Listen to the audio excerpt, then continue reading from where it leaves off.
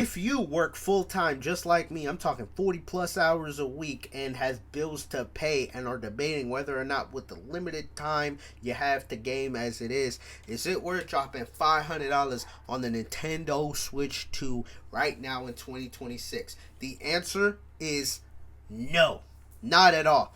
I bought this thing the day it came out, and honestly, that was the last video I made on this channel. Was me getting the Nintendo Switch 2, and I said I want to do a bunch of videos about the Switch 2 in that video, but those videos didn't come out. Why? Because the Switch 2 library, as it stands right now, is not that great. Right? It's not that great. It's not that great. But let's discuss.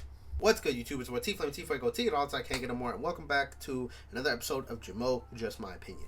And I just want to get on here and talk to, fellow folks that are full-time workers like me, don't have all the money in the world. Because if you have all the money in the world, you probably already have like 5 different Switch 2. So this video is not for you. But for my peers, for folks like me that work, 40 hours a week, have bills to pay, so $500 is a lot of money. Is the Switch 2 worth it? And like I said, I really don't think it is. And the biggest reason is you gotta look at the games that are only exclusive to Switch 2, right? There's a lot of games that have released in the past year that are also on Switch 1, like Legend ZA, Metroid, and there's a few Switch 2 exclusive games, right? So you got Mario Kart World, DK Bonanza, Kirby Air Riders, Hyrule Warriors, Age of Calamity. I don't even remember if that's Switch 2 exclusive. But nonetheless, and we just had Pokopia come out, right? And then also now something that, the Switch 2 could run, but Nintendo's not allowing the normal Switch to run, and that is you can play GameCube games on NSO Online only on the Switch 2. Which I guess if you want to if you want to have that nostalgic thing to play, retro games on the GameCube on the Switch 2, if you have that fix, I guess Switch 2 might be worth it for you. But as someone who's played Mario Kart World and DK Bonanza, I've not played Kirby Air Ride. I don't intend on getting that. The game did not really appeal to me that much. I don't have any connection to Kirby Air Ride. I don't. And Pokopia, I hear, is a lot of fun, but I haven't played it. I might play it, but regardless, I do have Legend ZA for the Switch 2. I did play DK Bonanza and Mario Kart World. As someone who's played, these Switch 2 games, I gotta tell you, these games are not worth the $500 entry fee. Now, I'm not gonna say that these games aren't fun.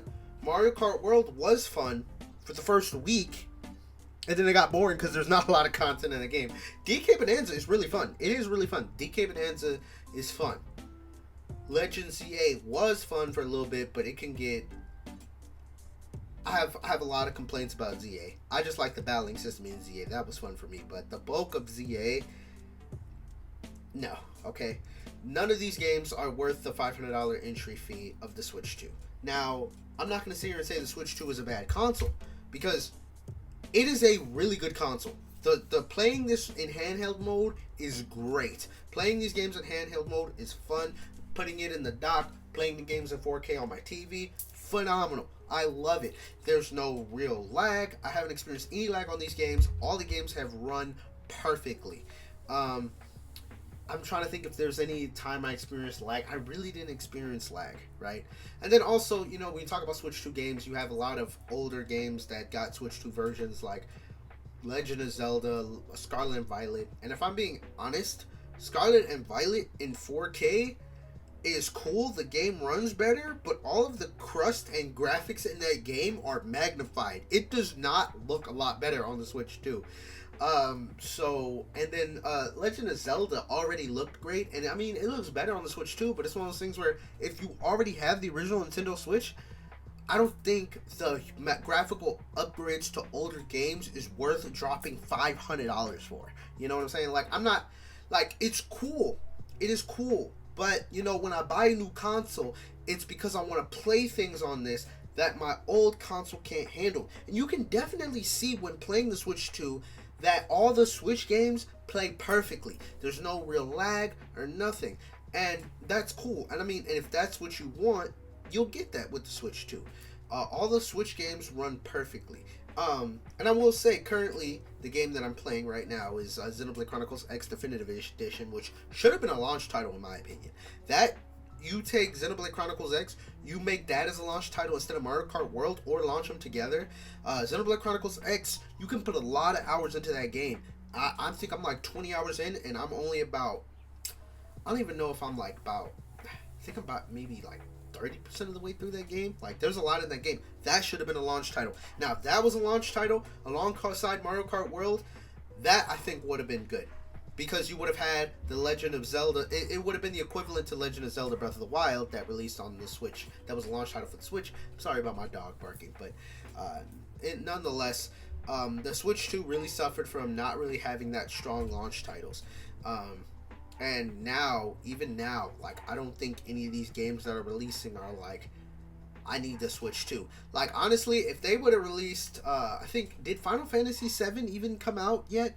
I think that's set to come out, and I know Rebirth is supposed to be coming out too soon on the Switch too. But nonetheless, I think if all of if Elden Ring was available at launch, and Final Fantasy and all these games on the PlayStation, if you haven't played them yet, being able to play them on the go and then putting it on the TV, I think that would have been cool. So, you know what? Actually, Cyberpunk was a launch title. I forgot. Cyberpunk was a launch title. But the thing about Cyberpunk being a launch title is that game has been out for a fat minute, to the point where I feel like a lot of people probably already played it. But if you haven't played Cyberpunk, I would recommend playing that game. It is really fun. I forgot that was a launch title.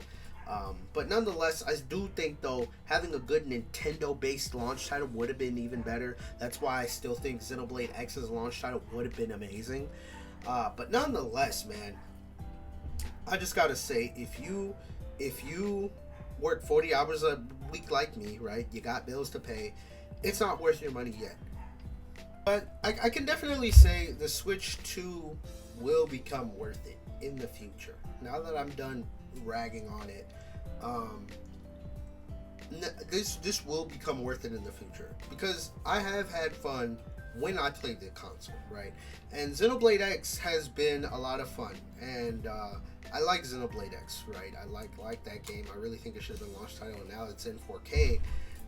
It's just I didn't beat it. I didn't beat it when it came out for just the regular Switch. I never beat it, and so I got a new job, and so I didn't really have a lot of time to sink into that to a big JRPG. But nonetheless, Xenoblade Chronicles X I think is a really fun pickup, but it still looks good on the regular Switch. So even then, even though I like that game a lot on the Switch too, you can still play it on the original Switch and it looks good. So, but playing it on the Switch 2 and the other games I play on the Switch 2, the Switch 2 has a whole lot of potential. The worst thing about this console is the battery life. That's the only bad thing. But for me, I have a lot of 45 watt USB-C bricks all around my house. So if I need a quick charge, the fact that this thing is USB-C, I can just plug it in wherever I'm at and get a charge. I will say traveling with this thing is probably not the best thing to do, because this battery will die, especially if you're playing a real intense game like Xenoblade or Cyberpunk or whatever. I can imagine this battery dying really fast if you're on a plane. But nonetheless, I feel like that's something that, I mean, when you have a console running a lot of really heavy games, it's to be expected. It's like if you run Genshin Impact on your phone at good settings, your phone battery is going to start dying. So I mean, it's just one of those things about mobile devices. So it's not even my biggest complaint. The games run great. It's great to play things on 4K on the TV, and I do think as the library expands, it will become worth it. Now, I will say the fact that games are becoming a little bit more expensive, it's definitely a bummer. It's $500 now, but it's subject. We just saw the PlayStation price increase and the Xbox price increase. This thing is probably due for a price increase. So I will say, if the Switch 2 will increase in price, if that gets announced and the price gets increased, I will then recommend buying it, because I think it will get harder to justify at $600 compared to $500. Well, $450, but $500 with the Mario Kart bundle. So if this thing starts going up, I will recommend trying to get it, because I think when it gets more expensive, it'll be harder to justify. But nonetheless, I think maybe I'll do an update video once I feel like the Switch 2 really becomes worth it, in my opinion. But as of right now, I don't think that you're missing out on much if you don't have a Switch 2. A lot of the cool games, even Tomodachi Life is coming out. I'm excited for that. It's a Switch 1 game. I don't even know if it's having a Switch 2 version, but nonetheless, it's coming out on the Switch. Pokemon Champions is coming out on the regular Switch. The next, Pokemon Winds and Waves is only on the Switch 2, but that game's not coming out till 2027. So you got a good amount of time to start saving up for Pokemon Winds and Waves if that's a game you're looking forward to. But really, I just think that you're not missing out on much if you don't have a Switch 2. But I'll do an update video when I feel like the Switch 2 becomes worth it. But as of right now, I don't think it is. But let me know your thoughts on Switch 2 in the comment section down below. I will say another reason why I didn't get Kirby Air Ride is because I've been sinking my heart into Sonic Racing Cross Worlds. I'll probably do a video on that game because that is the best racing game I've played in a long time, and it clears Mario Kart World. If you want a new racing game, Sonic Racing Cross Worlds is where it's at. It's on the Switch, it's on the Switch 2, it's on the PlayStation, it's on the Xbox, it's on the PC, it's on everything. Sonic Racing Cross Worlds. Now that's a game worth your money. Like, I think even then Sonic Racing Cross Worlds launched at $60. That's a hefty price tag, but there's a lot of content in that game, so I think it's worth it. If there's a racing game that's worth the price, Sonic Racing Cross Worlds. Anyway, like I said, let me know your thoughts on Switch 2 in the comment section down below. Do you have one? Do you plan on getting one? Like I said, I might do an update video when I feel like the Switch 2 becomes worth it, but nonetheless, I will see y'all in the next video.